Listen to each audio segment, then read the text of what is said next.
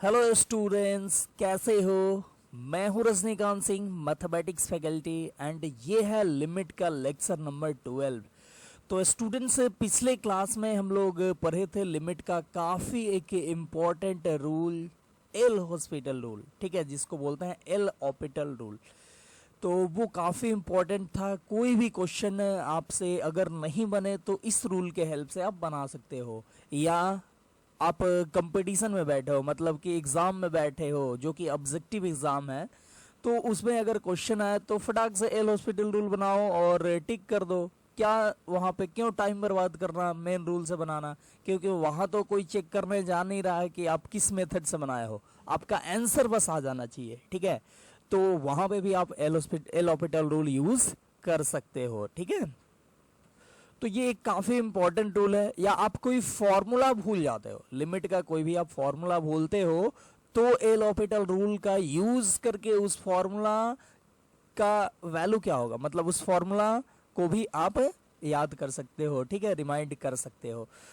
तो बहुत ही इंपॉर्टेंट था। चलिए अब उसकी ज़्यादा गुणगान नहीं करते हैं, आगे बढ़ते हैं और आज भी एक काफ़ी इंपॉर्टेंट थ्योरम देखते हैं, और ये है सैंडविच थ्योरम या स्क्वीज थ्योरम इसी को बोलते हैं, ठीक है। देखो, ये काफ़ी इंपॉर्टेंट इसलिए हो जाता है क्योंकि कुछ क्वेश्चन है जो कि सैंडविच थ्योरम से बनेगा, वो सैंडविच थ्योरम से ही बनेगा और कोई मेथड नहीं लगेगा, ठीक है। कुछ क्वेश्चन जो है वो सैंडविच थ्योरम से ही बनेगा और कोई मेथड लगेगा ही वहाँ नहीं। तो इसलिए इसका भी काफ़ी अच्छा सा इम्पोर्टेंस है, ठीक है। सैंडविच तो आप जानते ही हो ना, सैंडविच खाए हो ना, तो उसी से रिलेटेड ये थ्योरम है, ठीक है। देखना, मतलब कि ये थ्योरम जो देखोगे आप तो लगेगा कि वो जो सैंडविच खाते हैं उसी टाइप से है, ठीक है।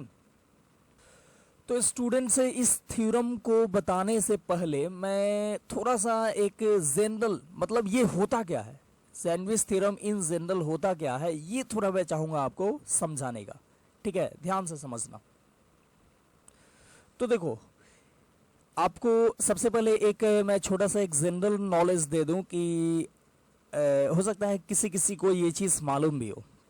जैसे मैं पूछूं कि इंडिया का टॉप 3 रिचेस्ट मैन कौन कौन कौन है, ठीक है।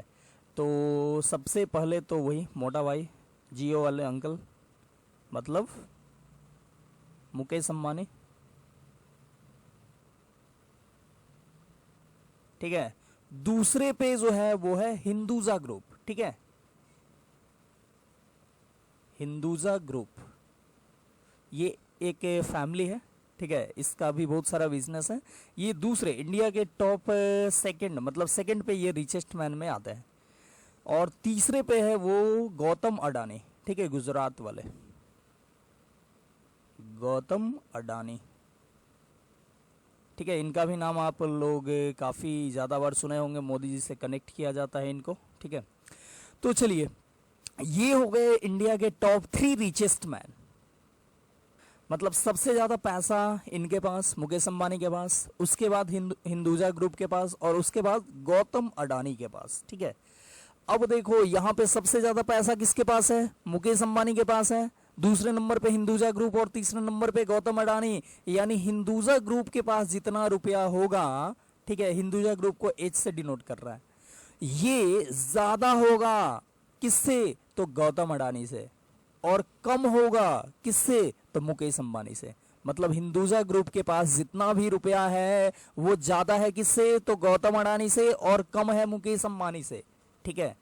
अब देखो, एक दिन ऐसा आया, एक दिन ऐसा आया, मतलब ऐसा है, ऐसा हमेशा होगा, ठीक है। मान लो ऐसा बोल दिया गया कि ऐसा हमेशा होगा, ठीक है। अच्छा, ये इक्वल टू भी हो सकता है, ये यहाँ पे इक्वल टू भी हो सकता है।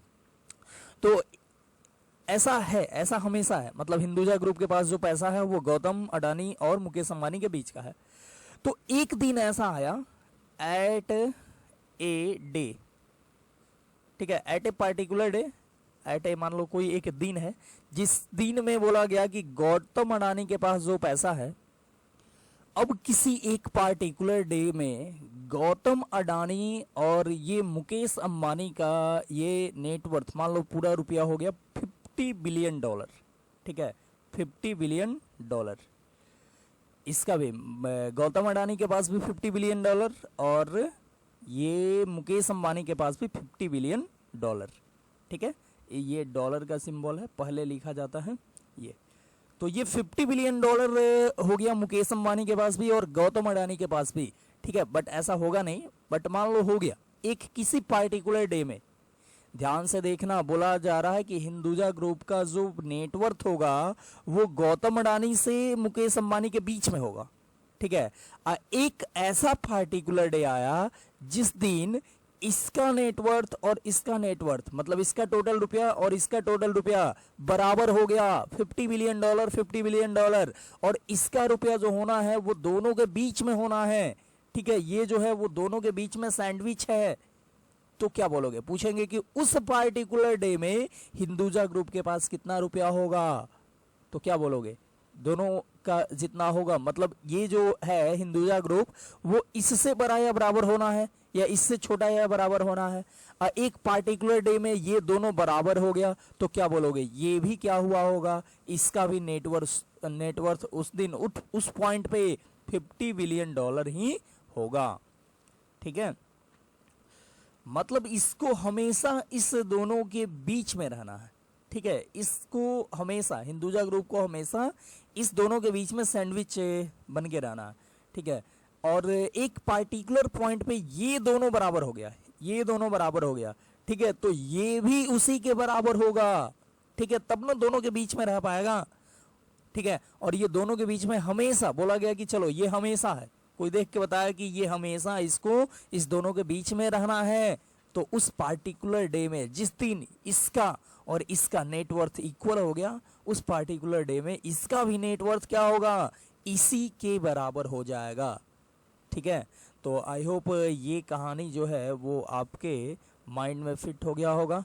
तो अब हम लोग देखते हैं सैंडविच थ्योरम एक्चुअल में होता क्या है।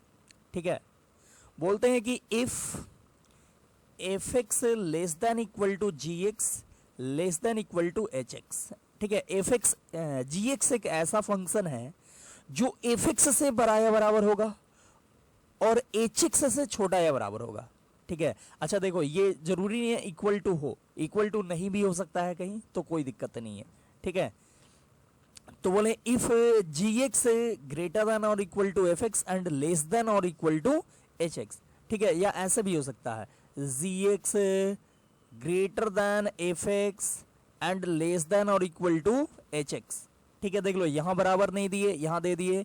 या आप और भी लिख सकते हो, जैसे fx less than equal to gx and less than hx। मतलब इस बार यहाँ पे इक्वल टू दे दिए, यहाँ पे नहीं दिए, तो आप ऐसे मतलब कहीं पे इक्वल टू हो सकता है, कहीं पे इक्वल टू नहीं भी हो सकता है। ठीक है, या दोनों जगह इक्वल टू हटा सकते हो, कोई दिक्कत नहीं है। मतलब यहाँ पे gx जो फंक्शन है वो हमेशा fx और hx के बीच में सैंडविच है, हमेशा fx और hx के बीच में gx रह रहा है। ठीक है, और हम बोले कि इफ तो लिख दिए हैं, if fx less than equal to gx and less than equal to hx and limit x tends to a fx। देखो एट पार्टिकुलर पॉइंट, देखो gx जो है वो हमेशा fx से बना या hx से छोटा रहता है। ठीक है, और एक पार्टिकुलर पॉइंट ले लिए a, इस पार्टिकुलर पॉइंट पे मान लो fx का लिमिटिंग वैल्यू आ गया l। ठीक है, limit x tends to a, fx equal to आ गया l and limit x tends to a, hx equal to आ गया l। ठीक है, मान लो कि ये दोनों का लिमिटिंग वैल्यू l आ गया, इसका भी लिमिटिंग वैल्यू l, किसी पार्टिकुलर पॉइंट पे, हमेशा नहीं, किसी पार्टिकुलर पॉइंट पे इसका लिमिटिंग वैल्यू आ गया l और hx का भी लिमिटिंग वैल्यू आ गया कितना, l। तो हम पूछें कि gx का लिमिटिंग वैल्यू क्या होगा इसी पार्टिकुलर पॉइंट पे, तो आप क्या बोलोगे, l ही होना चाहिए। ठीक है, तभी ना ये इस दोनों के बीच में हमेशा रह पाएगा। ठीक है, तो ध्यान से देखना, ये अगर gx fx और hx के बीच में हो और fx का लिमिटिंग वैल्यू किसी पार्टिकुलर पॉइंट पे l हो और hx का भी लिमिटिंग वैल्यू किसी पार्टिकुलर पॉइंट पे l हो, तो हम लोग बोलेंगे then limit x tends to a gx equal to क्या होगा, तो ये भी हो जाएगा l। ठीक है, ध्यान से समझना। अगर कोई फंक्शन दो फंक्शन के बीच में हो और किसी पार्टिकुलर पॉइंट पे ये दोनों फंक्शन का लिमिटिंग वैल्यू एल हो, तो बीच वाले फंक्शन का भी लिमिटिंग वैल्यू एल ही होगा उस पार्टिकुलर पॉइंट पे, ठीक है। तो देखो इस चीज को हम लोग थोड़ा ग्राफ से भी समझते हैं। अब हम ऐसा ग्राफ बनाते हैं कि एफ एक्स का ग्राफ जो होगा वो जी एक्स के ग्राफ से नीचे होगा और एच एक्स के ग्राफ से ऊपर होगा, ठीक है। और ए पे, ठीक है, एक पार्टिकुलर पॉइंट ए पे इसका वैल्यू मान लो एफ एक्स का वैल्यू एल हो जाएगा और एच एक्स का वैल्यू एल हो जाएगा, ठीक है। और उस टाइम में हमको जी एक्स को भी एफ एक्स और एच एक्स के बीच में रखना है, ठीक है। तो देखो ये ग्राफ मैं पहले से ये लाया हुआ हूँ यहाँ पे। चलिए ये ध्यान से देखना, यहाँ पे एफ एक्स का ग्राफ रहा, ये एफ एक्स का ग्राफ ये रहा, ये जो रेड से बना है, ठीक है। सॉरी एफ एक्स का ग्राफ ये रहा, ये ग्रीन से बना है। और एच एक्स का ग्राफ ये रहा, ठीक है, देख रहे हो, ये एच एक्स का ग्राफ जो रेड से बना है। और जी एक्स का ग्राफ ये ब्लू से जो बना हुआ ग्राफ है। तो यहाँ पे आप बोल सकते हो, इस ग्राफ को देख के आप बोल सकते हो कि जी एक्स जो है वो बड़ा है किससे, तो एफ एक्स से, ठीक है। और देखो एक पॉइंट पे बराबर भी है तो आप बराबर भी लिख सकते हो, ठीक है। और छोटा या बराबर है किससे, तो एच एक्स से। देख रहे हो यहाँ पे जो जी एक्स है, जी एक्स जो है वो देख रहे हो हमेशा एच एक्स और एफ एक्स के बीच में है, एफ एक्स से ऊपर है, ठीक है। ये जो ब्लू वाला ग्राफ है वो ग्रीन वाले ग्राफ से ऊपर है और ये रेड वाले ग्राफ से नीचे है। मतलब आप बोल सकते हो जी एक्स जो फंक्शन है वो एफ एक्स से ऊपर है और एच एक्स से नीचे है। मतलब जी एक्स जो है वो एफ एक्स से बड़ा है बराबर और एच एक्स से छोटा है बराबर, ठीक है।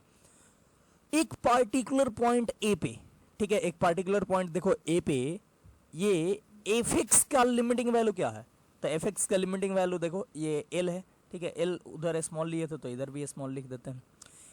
एट पार्टिकुलर पॉइंट ए पे एफ एक्स का लिमिटिंग वैल्यू देखो, एफ एक्स ये ग्रीन वाला ग्राफ का वैल्यू क्या दिखा रहा है, एल दिखा रहा है, ठीक है। मतलब एफ एक्स का भी लिमिटिंग वैल्यू, एफ एक्स का लिमिटिंग वैल्यू ए पे क्या हो गया, एल हो गया। फिर एच एक्स का लिमिटिंग वैल्यू क्या है, एच एक्स का लिमिटिंग वैल्यू ए पे क्या है, तो ए पे एच एक्स का लिमिटिंग वैल्यू भी एल है, ठीक है। तो पूछा जाए कि उस पार्टिकुलर पॉइंट ए पे जी एक्स का लिमिटिंग वैल्यू क्या होगा, तो जी एक्स इस दोनों के बीच में ही होना चाहिए, ठीक है। तो जब ये दोनों बराबर हो जाएगा तो उस बीच में क्या, मतलब वही पॉइंट से पास करना चाहिए, तब कम से कम हम बोल सकते हैं कि उसके बीच से जाएगा, ठीक है।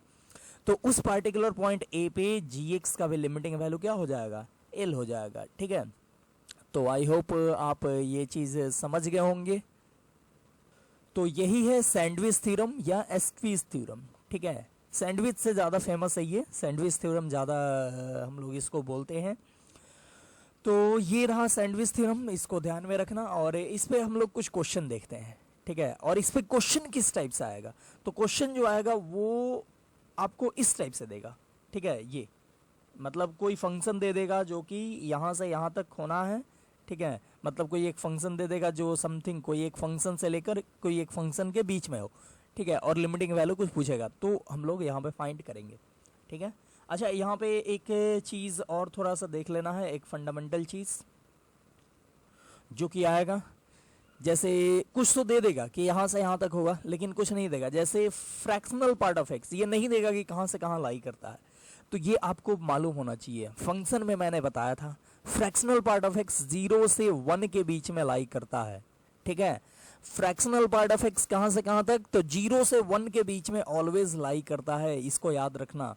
फिर greatest integer function of x, ये भी मैं बताया था, ये लाई करता है x माइनस 1 से लेकर x तक, ठीक है। x माइनस 1 से लेकर x तक लाई करता है, ठीक है।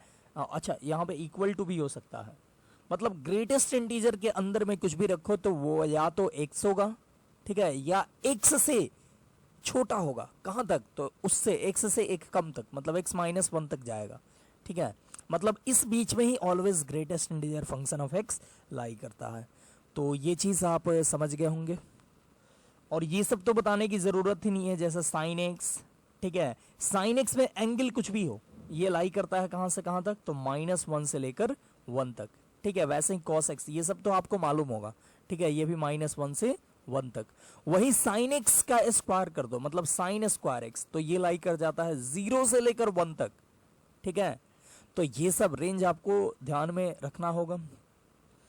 एक चीज और ध्यान में रखना है, जैसे हम बोले 1 बाई, मान लो 1 प्लस एन स्क्वायर और 1/2 प्लस एन स्क्वायर, ये दोनों में बड़ा कौन होगा, ठीक है, ये दोनों में बड़ा कौन होगा।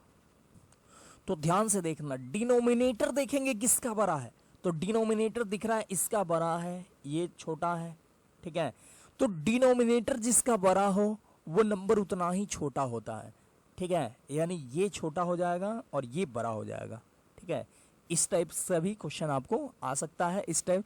तो आपको कम से कम ये सब चीज़ देखना जरूरी होगा, समझना जरूरी हो जाएगा कि कौन सा चीज़ किससे बड़ा किससे छोटा होता है, ठीक है। चलिए अब देखते हैं, अब हम लोग कुछ क्वेश्चन देखते हैं, क्वेश्चन आएगा तो और भी जो भी कंसेप्ट आएगा इस टाइप का देख लेंगे। चलो काफ़ी स्टार्टिंग करते हैं, काफ़ी स्मॉल और काफ़ी आसान क्वेश्चन से, और ये रहा सबसे पहला क्वेश्चन। बोल रहा है कि इफ़ एफ एक्स जो है वो इससे बड़ा या बराबर है और इससे छोटा या बराबर है, ठीक है। एफ एक्स देखो 3 माइनस एक्स स्क्वायर बाई 12 से बड़ा या बराबर है और 3 प्लस एक्स क्यू बाई 9 से छोटा या बराबर है, for all x not equal to 0, ठीक है। तो बोल रहा है then the value of limit f x x tends to 0 is equal to, देखो यहाँ पे एफ एक्स जो है वो क्या है, तो वो 3 माइनस एक्स स्क्वायर बाई 12 से बड़ा या बराबर है और 3 प्लस एक्स स्क्वायर बाई 9 से बड़ा छोटा या बराबर है, ठीक है। तो हमसे एफ एक्स का लिमिटिंग वैल्यू पूछ रहा है 0 पे, ठीक है।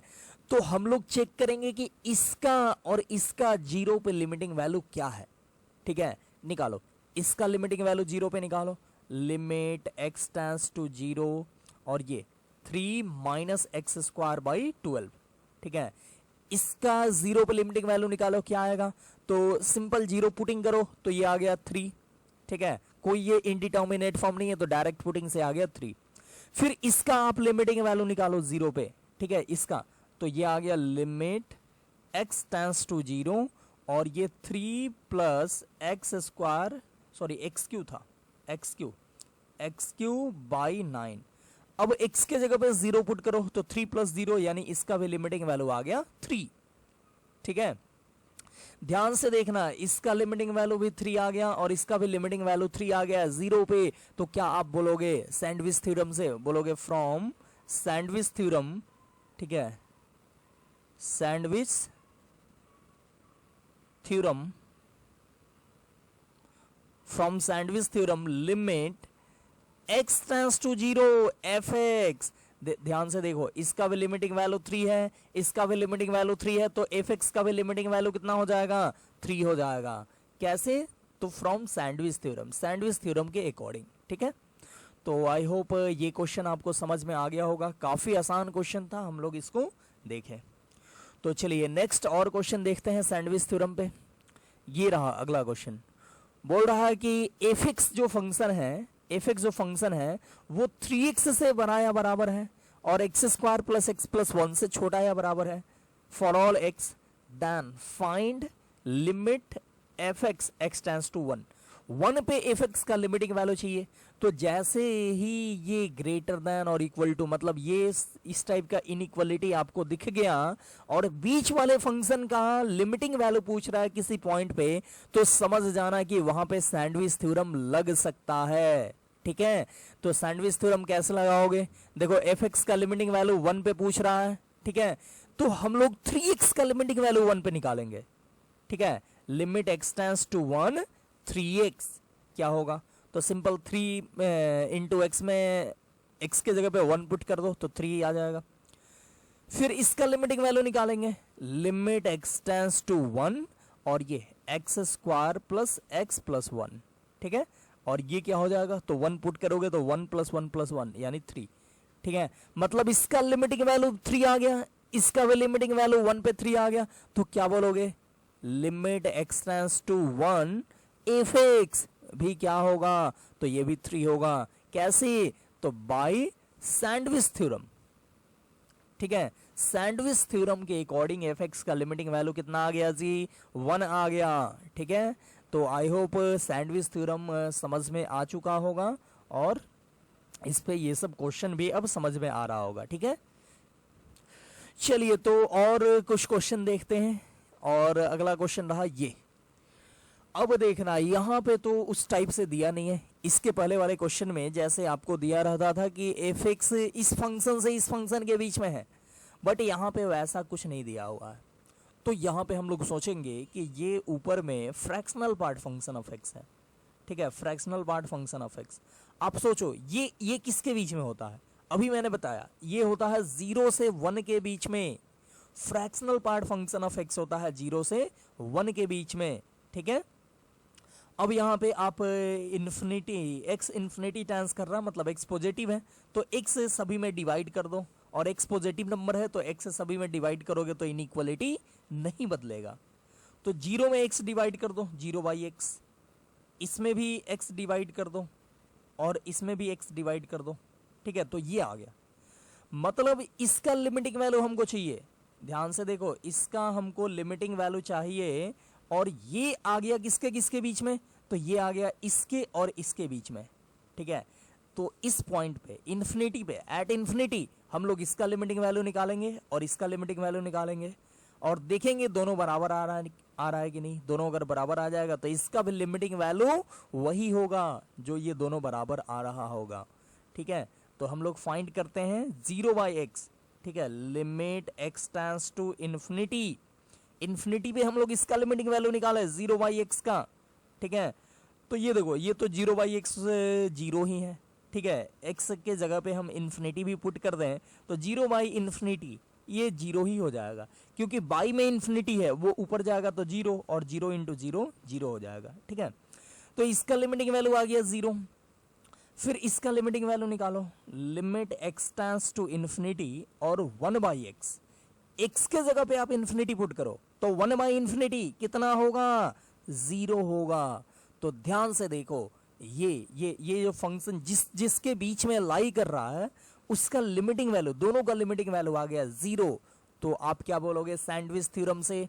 ठीक है, लिखोगे from sandwich theorem limit x tends to infinity और ये fractional part function of x by x equal to क्या होगा, तो ये हो जाएगा कितना, 0, क्योंकि ये जिस फंक्शन के बीच में लाई कर रहा है उसका लिमिटिंग वैल्यू 0 है। सो फ्रॉम सैंडविच थ्योरम इसका भी लिमिटिंग वैल्यू 0 हो जाएगा। ठीक है, अच्छा यहाँ पे क्वेश्चन तो मैं खुद से लिखा हूँ, तो ये लिखा नहीं हूँ, बट ये जब क्वेश्चन आपको ऑफिशियली यानी एग्जाम में गिवन होगा तो ये चीज़ लिख देगा कि where this bracket is fractional part function.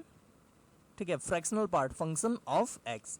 ठीक है, ये सब लिख देगा आपको एग्जाम्पल में, या आप कोई बुक देखो तो देखना इस टाइप का जब भी देगा फ्रैक्शनल पार्ट फंक्शन तो लिख देगा कि ये जो ब्रैकेट है वो fractional part function of x है। नहीं तो कोई बच्चा इसको ब्रैकेट, सिंपल ब्रैकेट समझ सकता है, तो इसलिए ये लिखता है। ठीक है, चलिए तो आई होप ये क्वेश्चन आप सैंडविच थ्योरम के हेल्प से समझ गए होंगे। ठीक है, अच्छा कोई बोलेगा कि क्या इसको बिना सैंडविच थ्योरम के भी बना सकते हैं क्या, तो एकदम बना सकते हैं।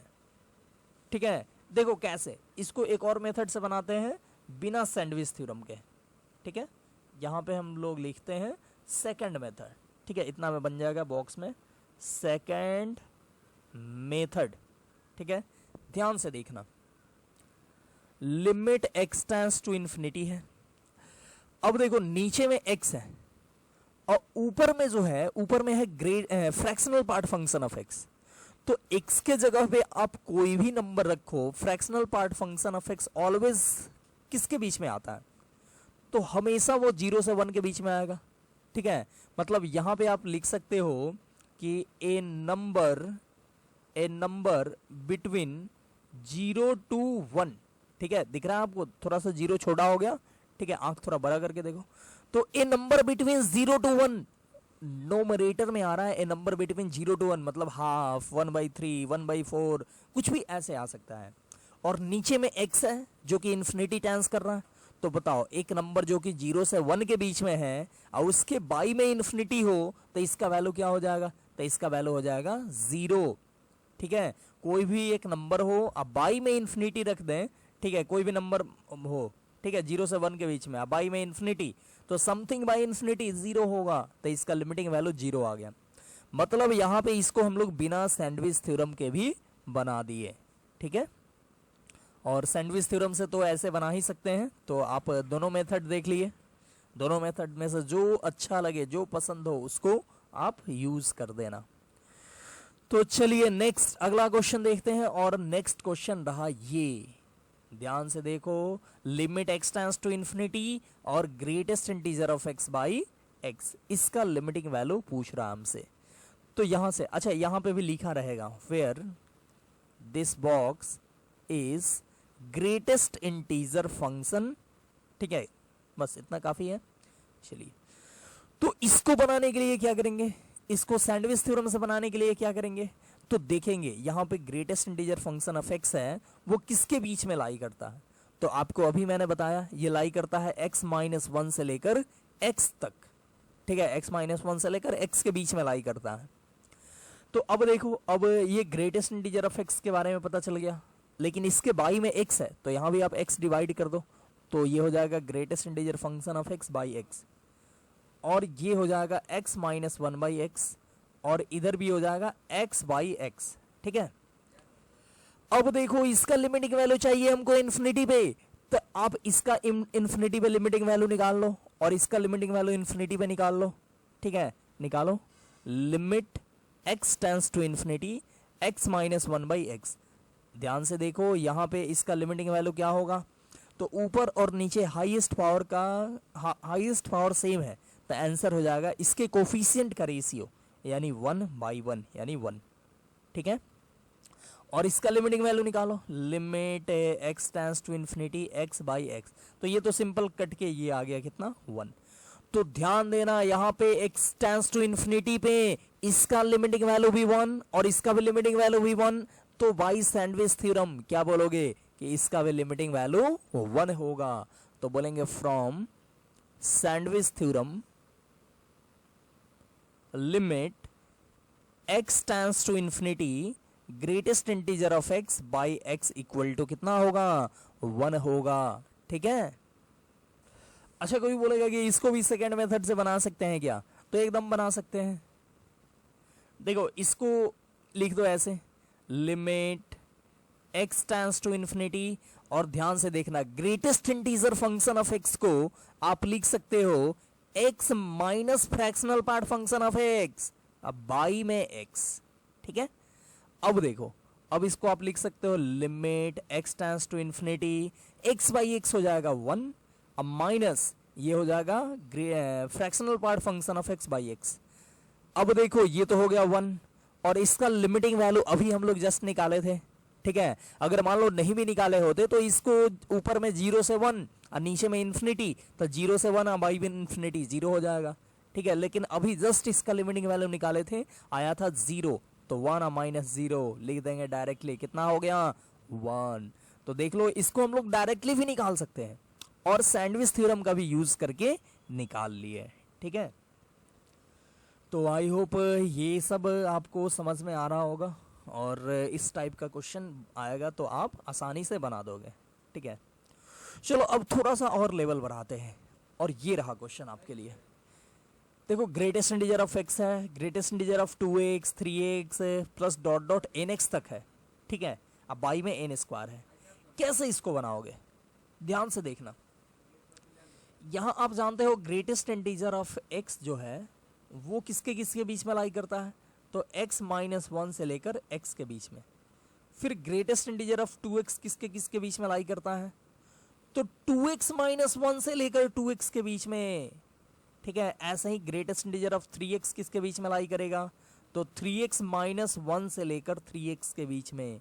ठीक है, डॉट डॉट ऐसे ही ग्रेटेस्ट इंटीजर ऑफ nx किसके किसके बीच में लाई करेगा, तो ये nx माइनस 1 से लेकर nx तक। ठीक है, अब देखो आप सबको ऐड कर दो, सबको ऐड कर दोगे तो क्या मिलेगा, सबको ऐड कर दोगे तो इधर देखो x plus 2x plus 3x plus dot dot n x, ठीक है, -1 को अभी बाद में देखेंगे। x plus 2x plus 3x plus dot dot n x में अगर आप x कॉमन कर लो तो बचेगा 1 प्लस 2 प्लस 3, ये सब 1 plus 2 plus 3 plus dot dot up to n, ठीक है। और -1 सब में -1 है और ये टोटल n टर्म है, तो -1 n बार हो तो वो हो जाएगा -n, ठीक है। और इधर क्या मिलेगा, तो इधर मिल जाएगा greatest integer function of x plus greatest integer function of 2x, देख रहे हो यहाँ पे सब ऐड हो जाएगा, plus dot dot up to greatest integer function of nx, ठीक है। और इधर में ऐड करोगे तो क्या होगा, तो x plus 2x plus 3x up to nx, इसको ऐड करोगे और x कॉमन कर लोगे तो ये आ जाएगा 1 plus 2 plus 3 plus dot dot n, ठीक है। तो ये आ गया।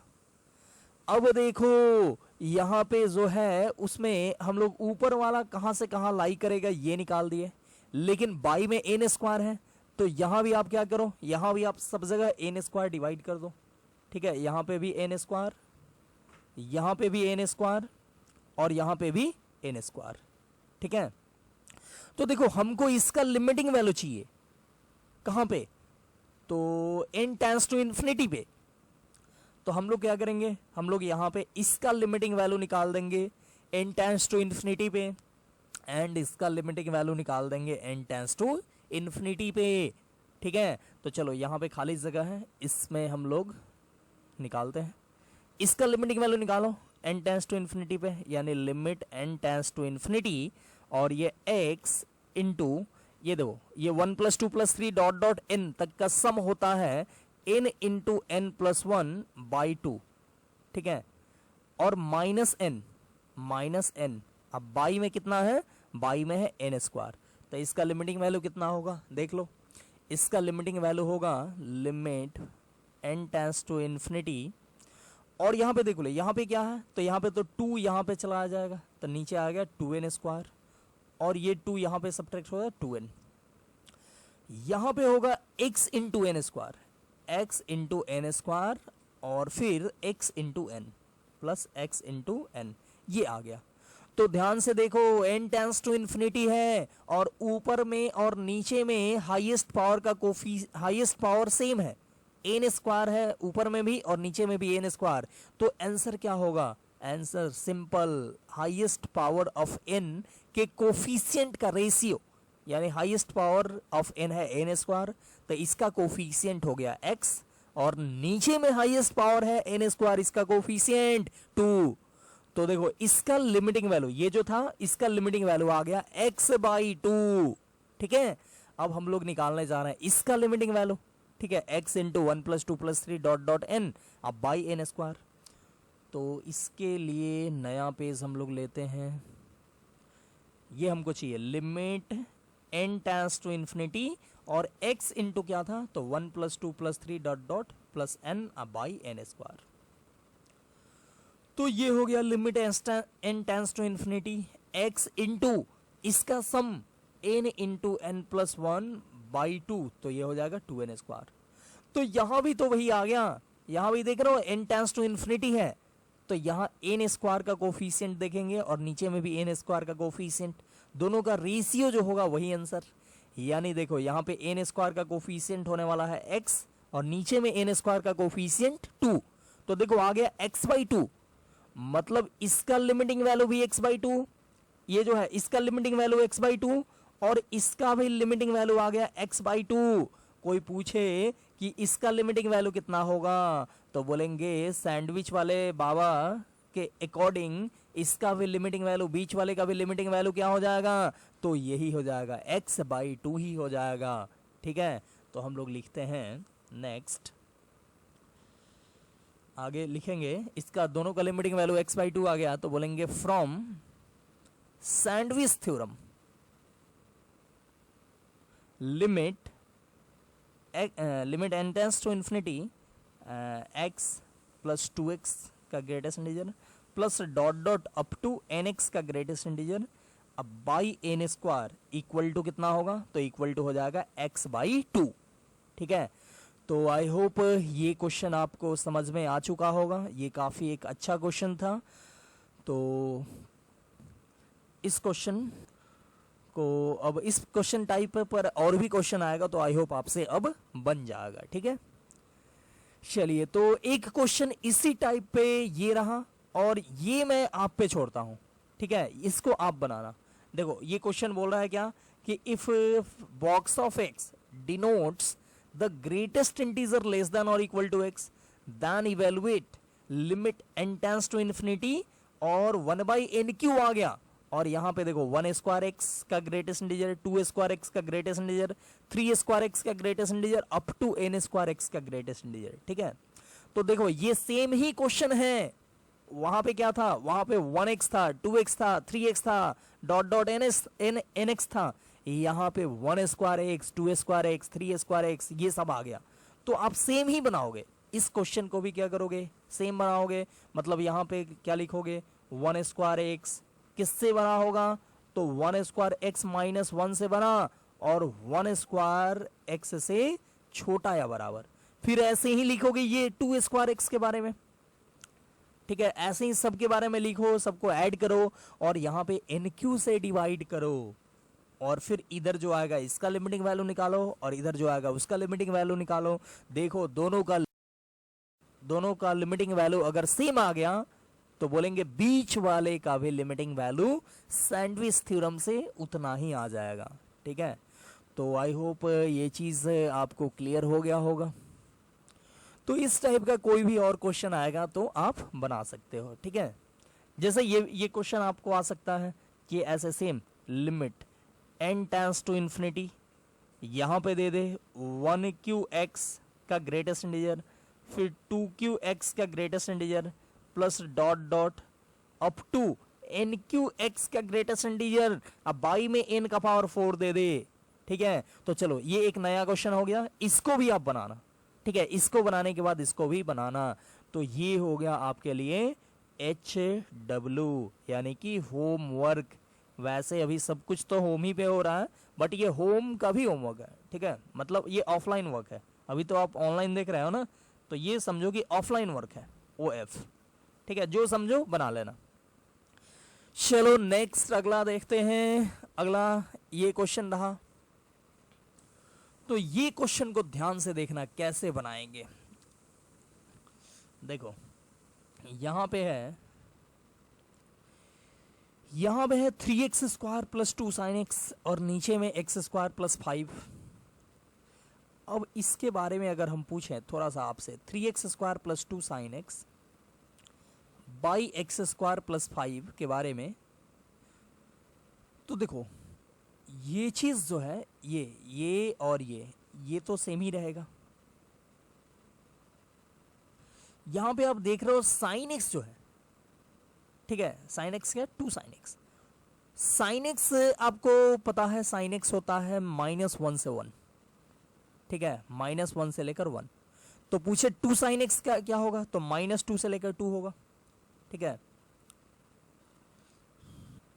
तो बोले कि इसका मिनिमम वैल्यू क्या होगा, मतलब ये किससे बड़ा या बराबर होगा, तो आप बोल सकते हो 3x² -2 बाई x² प्लस 5 से बड़ा या बराबर और छोटा या बराबर किससे, तो 3x² और यहाँ पे +2, ठीक है, क्योंकि इसका मैक्सिमम वैल्यू 1 हो रहा है तो मैक्सिमम वैल्यू 1 लिख दिए तो 1 × 2 2 हो गया। इसका मिनिमम वैल्यू -1 लिखे तो 2 × -1 -2 हो गया।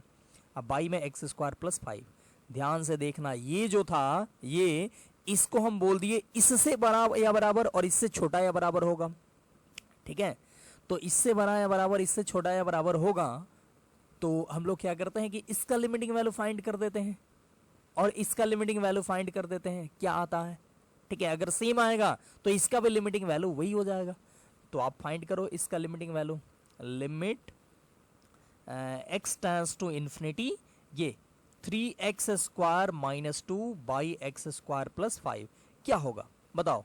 हाईएस्ट पावर का कोफिशिएंट 3 और नीचे में 1 तो 3 हो गया। और इसका भी लिमिटिंग वैल्यू निकालो, limit x tends to infinity और 3x² plus 2 by x² plus 5, तो इसका भी लिमिटिंग वैल्यू क्या होगा, तो ऊपर में हाईएस्ट पावर का कोफिशिएंट 3, नीचे में 1, तो इसका भी लिमिटिंग वैल्यू 3। तो दोनों का लिमिटिंग वैल्यू, इसका और इसका लिमिटिंग वैल्यू आ गया 3। तो बोलोगे फ्रॉम सैंडविच थ्योरम ये इसका limiting value limit x tends to infinity और 3x square plus 2 sin x by x square plus 5 का भी लिमिटिंग वैल्यू कितना होगा, 3 ही होगा। ठीक है, तो इस क्वेश्चन को हम लोग बना लिए सैंडविच थ्योरम से काफ़ी आसानी से। ठीक है, अच्छा इसको बिना सैंडविच थ्योरम के भी बना सकते हो। ठीक है, और इसको आप सोचना कि कैसे बनाएंगे बिना सैंडविच थ्योरम के। ठीक है, मैं आगे बढ़ता हूँ और कुछ क्वेश्चन और देखता हूँ। ये रहा क्वेश्चन। अच्छा ये भी सेम क्वेश्चन है, तो इसको मैं आपके लिए छोड़ रहा हूँ। ये भी रहा होमवर्क।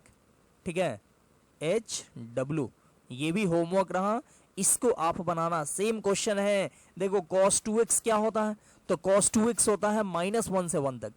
ठीक है, तो फिर ये एक्सप्रेशन जो है वो देखना है किससे बड़ा होगा और किससे छोटा होगा। ठीक है, फिर जिससे बड़ा होगा उसका लिमिटिंग वैल्यू और जिससे छोटा होगा उसका लिमिटिंग वैल्यू निकालो और देखो कि क्या आता है। अगर सेम आएगा तो इसका भी लिमिटिंग वैल्यू वही। तो ये आपके लिए रहा होमवर्क, आप इसको ट्राई करना। आई होप आपसे बन ही जाएगा, क्योंकि इतना सारा क्वेश्चन मैं बता दिया। अब ये नहीं बने तो फिर ये सब वीडियो देखने का कोई फायदा नहीं होगा। ठीक है, चलिए तो आगे बढ़ते हैं। नेक्स्ट अगला क्वेश्चन ये रहा। ठीक है, ये नेक्स्ट क्वेश्चन ध्यान से देखो। बोल रहा है limit n tends to infinity 1/1 plus n square, फिर 2/2 plus n square plus 3/3 plus n square plus dot dot up to n/n plus n square. इसका लिमिटिंग वैल्यू फाइंड करना है। तो हम लोग सोचेंगे कि ये किसके किसके बीच में लाई करेगा। ठीक है, देखो इसको हम लोग और भी मेथड से बना सकते हैं, लेकिन पहले अभी सैंडविच थ्योरम पढ़े हैं तो सैंडविच थ्योरम ही अप्लाई करते हैं। ठीक है, ध्यान से देखना। ये जो है 1/1 plus n square plus 2/1 plus n square. ठीक है, प्लस डॉट डॉट ज़्यादा लिखेंगे तो फिर इधर नहीं हट पाएगा, n/n प्लस n स्क्वायर। ठीक है, ये अच्छा सोचो ये जो सब है, ये सब जितना भी है, इसके सब का नीचे वाला मैं बढ़ा दूं, तो मैं नीचे वाला अगर बढ़ा दूं तो क्या होगा, वो छोटा हो जाएगा। ठीक है, मतलब ऐसा कर दो हम 1/, नीचे वाला बढ़ाने के लिए हम सबको ऐसा करते हैं 1 प्लस n स्क्वायर है, इसको लिख देते हैं n प्लस n स्क्वायर। ठीक है, फिर इसको भी ऊपर वाला सब कुछ सेम, केवल नीचे वाला को मैं बढ़ा रहा हूँ। ठीक है, 2/n प्लस n स्क्वायर। ठीक है, ऐसे ही सबको मैंने बढ़ा दिया। ठीक है, कहाँ तक, तो ये यहाँ तक n/n प्लस n स्क्वायर। ठीक है तो ध्यान देना, ये जो होगा वो इससे छोटा हो जाएगा, ये जो होगा वो इससे छोटा हो जाएगा, ये इससे बड़ा हो जाएगा। क्योंकि देखो ये 1/1 प्लस n स्क्वायर है, सिंपली एक की बात करें 1/1 प्लस n स्क्वायर जो है ये बड़ा होगा किससे, तो 1/n प्लस n स्क्वायर से। क्योंकि देखो डिनोमिनेटर किसका बड़ा है, तो डिनोमिनेटर इसका बड़ा है। ठीक है, ये जो डिनोमिनेटर है वो n प्लस n स्क्वायर, ये बड़ा होगा 1 प्लस n स्क्वायर से। तो इसका डिनोमिनेटर बड़ा, तो इसका ये ओवरऑल नंबर जो होगा वो छोटा हो जाएगा इससे। ठीक है, तो देख लो ये छोटा हो गया इससे। तो वैसे ये छोटा हुआ किससे, तो इससे। फिर ये दूसरा नंबर पे जो है वो छोटा होगा इससे, फिर तीसरा नंबर वाला छोटा होगा इसके तीसरे नंबर से। ठीक है, और देखो लास्ट वाला जो है वो बराबर है, वो छोटा नहीं है। ठीक है, तो कोई बात नहीं, सारा इधर छोटा है, एक बराबर है तो कोई दिक्कत नहीं है।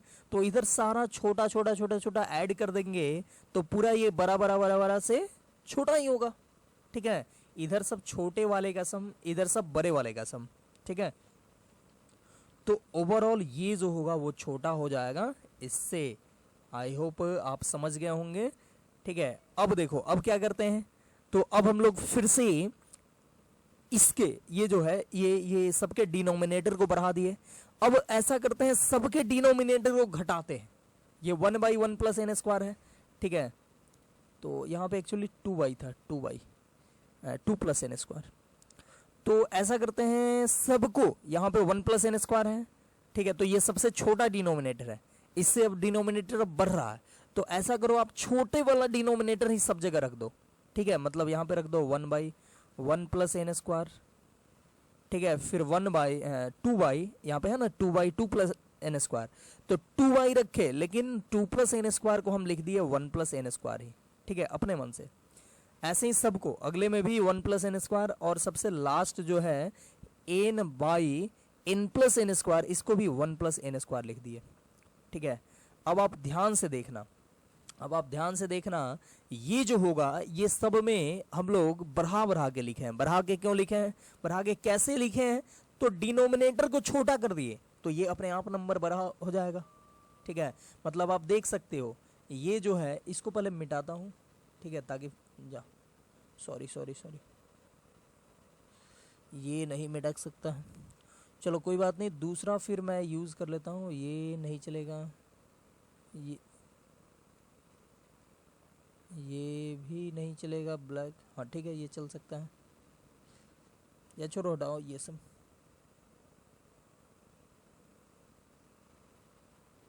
देखो यहाँ पे ये जो है, ये पहला तो दोनों का बराबर है, ये और ये दोनों बराबर है, कोई बात नहीं। चलो दूसरा देखो, दूसरा इसका है 2/2 प्लस एन स्क्वायर, ठीक है, और इसका क्या है 2/1 प्लस एन स्क्वायर। तो देखो नीचे वाला इसका बड़ा हो गया और इसका छोटा हो गया, तो नीचे वाला जिसका छोटा वो नंबर बड़ा होगा। तो देखो ये जो है वो बड़ा है इसके दूसरे से, फिर इसका तीसरा बड़ा होगा इसके तीसरे से, और इसका nth बड़ा है इसके nth से, ठीक है। ये बड़ा है इससे, देख रहे हो n by n plus n square है, और इस यहाँ पे n by 1 plus n square है। इसका डिनोमिनेटर छोटा है, इसका डिनोमिनेटर बड़ा है, तो डिनोमिनेटर छोटा है तो क्वांटिटी ये बड़ा होगा, ठीक है। तो ओवरऑल ये पूरा मिला दें तो ये बड़ा होगा इससे, ठीक है। तो ऐसा आ गया हमको, ठीक है, ऐसा हमको मिल गया, ठीक है। इस सब को हटाते हैं, ये सब रफ वर्क के लिए किए थे, तो ये हमको मिल गया। अब क्या करोगे, तो ये जिसका लिमिटिंग वैल्यू चाहिए वो यहाँ से यहाँ तक है, तो हम लोग इसका लिमिटिंग वैल्यू निकालेंगे और इसका लिमिटिंग वैल्यू निकालेंगे, ठीक है, और देखेंगे कि सेम आ रहा है या नहीं, ठीक है।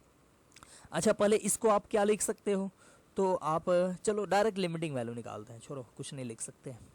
इसका लिमिटिंग वैल्यू होगा limit n tends to infinity, और ये क्या है, तो 1/1 plus n square, 2/n plus n square, dot n/n plus n square, ठीक है। यहाँ पे n है, n स्क्वायर नहीं है, ठीक है।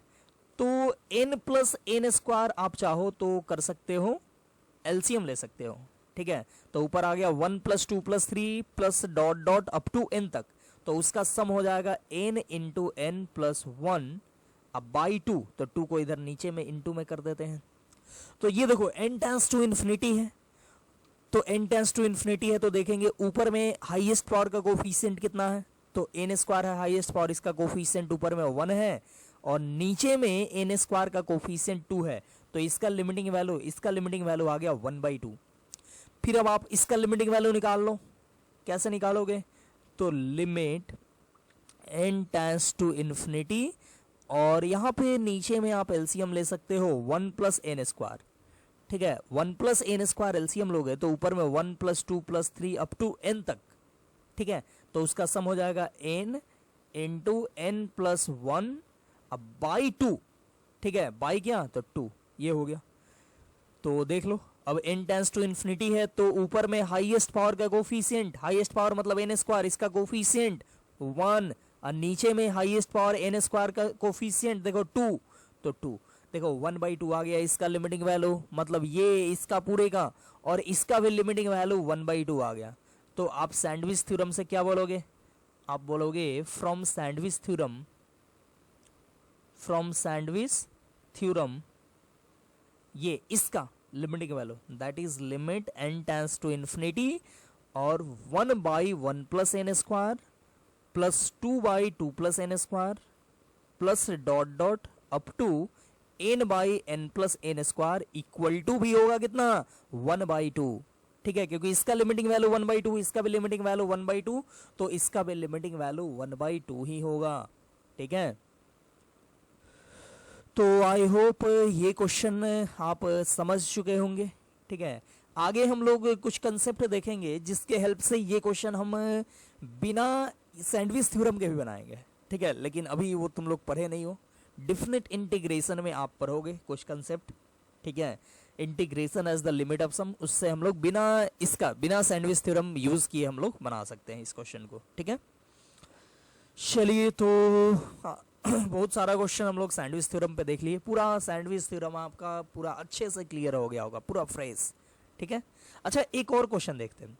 इस क्वेश्चन को हम लोग बिना सैंडविच थ्योरम का बनाए हुए हैं, लेकिन सैंडविच थ्योरम के यूज यहाँ भी कर सकते हैं। ठीक है, याद करो हम लोग ऐसे किए थे, ये 0 है, x टेंस टू 0 है, तो 0 इनटू साइन 1/0 यानी साइन इन्फिनिटी, और साइन इन्फिनिटी मतलब साइन बहुत बड़ा क्वांटिटी, साइन का एंगल बहुत बड़ा हो गया, तो साइन का आप ग्राफ देखो क्या होता है, हमेशा -1 से 1 के बीच में होता है।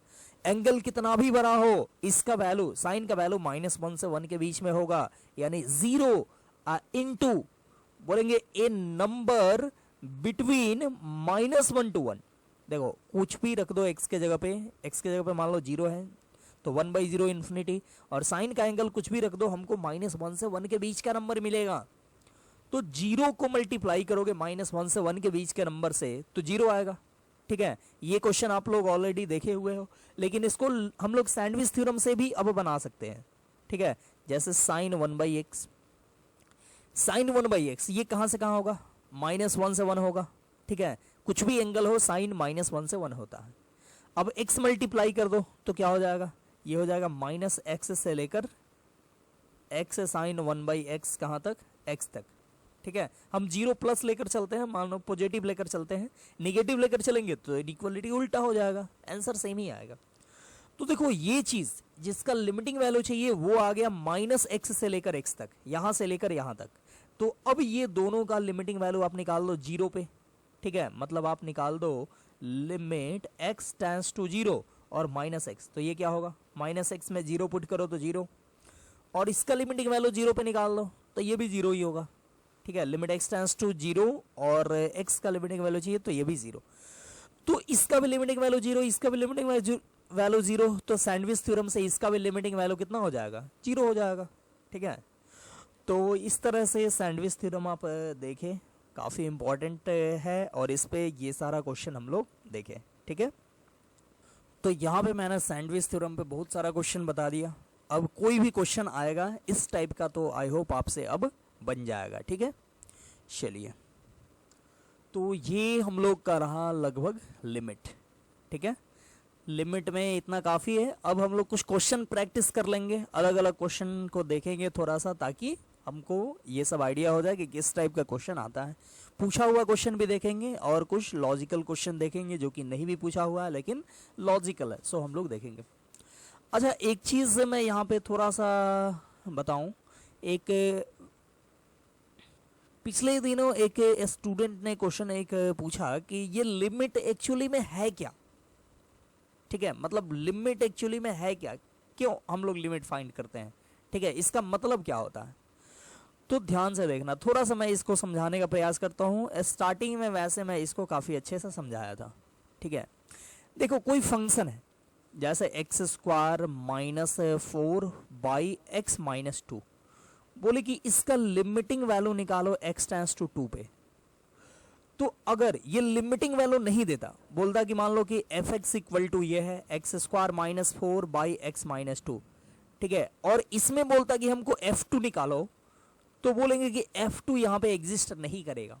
ठीक है, सबसे पहले तो ये जो फंक्शन है इसका डोमेन क्या है, इसका डोमेन जो है वो डोमेन निकालोगे तो डोमेन निकालने के लिए डिनोमिनेटर को 0 से इक्वेट नहीं होना, मतलब नॉट इक्वल टू करना होता है। तो इसके डोमेन के लिए आप बोलोगे x -2 नॉट इक्वल टू 0, मतलब x नॉट इक्वल टू 2। मतलब ये फंक्शन ही किसके लिए है, ये फंक्शन कब एग्जिस्ट करेगा, तो जब x का वैल्यू 2 नहीं हो, और आपसे बोले कि 2 पे आप इस फंक्शन का वैल्यू निकालो, तो बोलोगे कि नहीं होगा, नॉट पॉसिबल। ठीक है, नॉट पॉसिबल मतलब फंक्शन का वैल्यू 2 पे नहीं होगा, एग्जिस्ट ही नहीं करेगा, 2 पे फंक्शन होगा ही नहीं। ठीक है, तब देखो अब इस केस में अब बहुत सारा ऐसा फंक्शन है जिसका बहुत सारे पॉइंट पे उसका वैल्यू एग्जिस्ट ही नहीं करेगा, ठीक है, तो उसका ग्राफ ड्रॉ कर पाए या और भी हम लोग उसका प्रॉपर्टीज देख पाए, इसके लिए अब देखो 2 पे तो इसका वैल्यू पॉसिबल नहीं हुआ, नॉट पॉसिबल हुआ, तो अब पूछा जाएगा कि क्या 2 के आसपास इसका वैल्यू पॉसिबल होगा क्या, ठीक है, मतलब 2 के थोड़ा सा आगे जाएं या 2 के थोड़ा सा पहले जाएं तो उस पॉइंट पे इसका वैल्यू पॉसिबल होगा क्या। तो इसी के लिए, इसी को चेक करने के लिए हम लोग लिमिट निकालते हैं। तो देखो limit x tends to 2 x square minus 4 by x minus 2 का मतलब हुआ इस फंक्शन का वैल्यू 2 के आसपास, ठीक है, मतलब इस फंक्शन का वैल्यू 2 के आसपास क्या होगा ये बताने को पूछ रहा, ठीक है, ये बताने को बोल रहा। f2 का मतलब f2 बोले ये फंक्शन fx इक्वल टू इतना है, ये देखो ये फंक्शन है, तो इसमें f2 बोले तो इसका मतलब हुआ इस फंक्शन का वैल्यू एग्जैक्टली 2 पे, ठीक है, जो कि पॉसिबल नहीं होगा। तो पूछा जाए कि 2 के, चलो 2 पे पॉसिबल नहीं हुआ तो 2 के आसपास इसका वैल्यू क्या होगा, ठीक है, इसके लिए हम लोग ये लिमिट फाइंड करते हैं। मतलब देखो कुछ फंक्शन, कुछ क्या बहुत सारा फंक्शन है जो कि बहुत सारे वैल्यू पे, कुछ वैल्यू पे वो इनडिटर्मिनेट फॉर्म में होता है, ठीक है, जैसे ये यहाँ पे नॉट पॉसिबल हुआ तो बहुत सारे पॉइंट पे कुछ फंक्शन जो होंगे वो उसका वैल्यू पॉसिबल नहीं होगा, ठीक है, तो उस केस में बोलेंगे कि चलो उस पॉइंट पे पॉसिबल नहीं हुआ तो उसके आसपास उसका वैल्यू एग्जिस्ट करेगा क्या, उसके आसपास में उसका वैल्यू क्या होगा, ठीक है, एग्जैक्टली 2 पे नहीं, 2 के आसपास, 2 से बड़ा या 2 से छोटा, ठीक है। अच्छा स्टार्टिंग में मैंने LHL और RHL बताया था, LHL और RHL इसलिए बताया था कि 2 के आसपास मतलब 2 से बड़ा लें थोड़ा सा और 2 से थोड़ा सा छोटा लें, दोनों पे वैल्यू बराबर आ गया तो बोलेंगे लिमिट एग्जिस्ट करेगा, मतलब उसका लिमिटिंग वैल्यू होगा 2 पे, ठीक है, और जो LHL RHL आया था उसी के बराबर होगा, ठीक है। तो सबसे पहले मैं बता दूं कि इसका मतलब ये होता है लिमिट एक्स टेंस टू 2, इसका मतलब होता है कि इसका इस फंक्शन का वैल्यू 2 के आसपास में बताना है, ठीक है, तो इसके लिए हम लोग क्या करते हैं, तो इसके लिए हम लोग करते हैं लिमिट एक्स टेंस टू 2 और एक्स स्क्वायर माइनस 4 को आप x minus 2 into x plus 2 लिख सकते हो, अब बाई x माइनस 2 है, इससे ये कटा और इसमें आप 2 पुट कर दो तो ये हो जाएगा 2 प्लस 2 यानी 4, मतलब इसका लिमिटिंग वैल्यू 4 आ गया। मतलब ये देखो ये फंक्शन था, इस फंक्शन का वैल्यू 2 पे एग्जैक्टली 2 पे एग्जिस्ट नहीं किया, लेकिन 2 के आसपास में देखें, 2 के से थोड़ा सा आगे बढ़े या 2 से थोड़ा सा पीछे बढ़े तो इस फंक्शन का वैल्यू लगभग 4 के बराबर आ जाएगा, ठीक है। तो लिमिट एक्सटेंस 2 और इतना का मतलब यही हुआ, ठीक है, कि एग्जैक्टली 2 पे इस फंक्शन का वैल्यू नहीं पूछ रहा है, 2 से जस्ट थोड़ा सा बड़ा या 2 से थोड़ा सा जस्ट छोटा में पूछ रहा है, ठीक है। अच्छा और अच्छे से देखने के लिए थोड़ा सा इसका हम लोग ग्राफ देखते हैं, ठीक है, इसका हम लोग देखते हैं ग्राफ किसका, तो fx equal to x square minus 4 by x minus 2, इसका ग्राफ देखते हैं, ठीक है। अच्छा ये जो फंक्शन है वो तो x नॉट इक्वल टू 2 के लिए है, ठीक है, तो आप लिख सकते हो x ऊपर वाले को लिख सकते हो x minus 2 into x plus 2 अब बाई एक्स माइनस 2 और इसको काट दो, ठीक है, तो ये बचा x प्लस 2, लेकिन ये लिखना है x नॉट इक्वल टू 2 लिखना है, ऐसा नहीं कि काट दिए तो इधर तो बाई में अब x माइनस 2 दिख नहीं रहा तो ये नहीं लिखेंगे, ठीक है, ऐसा नहीं करना है, आपको लास्ट तक लिखना है, मतलब हमारा ओरिजिनल जो फंक्शन है वो ये है, तो इसमें x का वैल्यू 2 रखने पे ये क्या होगा, ये अनडिफाइंड हो जाएगा, तो इसलिए आपको आप ये जो बनाए हो x प्लस 2 वो तो इसी से बनाए हो, ओरिजिनल तो अपना फंक्शन यही है, तो इसमें x नॉट इक्वल टू 2 है तो इसमें भी नॉट इक्वल टू 2 रखना होगा, ठीक है।